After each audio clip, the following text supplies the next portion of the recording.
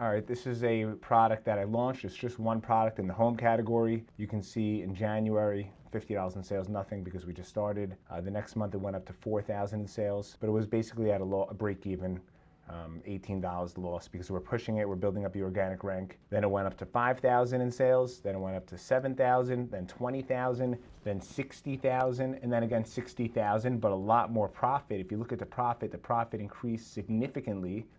So again, from $50, in 7 months we built a brand from nothing, not a brand, a product from nothing to 60,000 a month in sales. And you can see the organic units are rising and rising. And you can see over here, the ACOS and the tacos are in a very healthy place. The tacos, we did 61,000 in sales for the month, and we only had an 8% tacos, which means we spent $5,000 to get that $60,000 in sales. And again, this is a home goods product, white label, private label, no name brand. And if you want to learn more about what I do or see if this could be done with your brand, click the link below.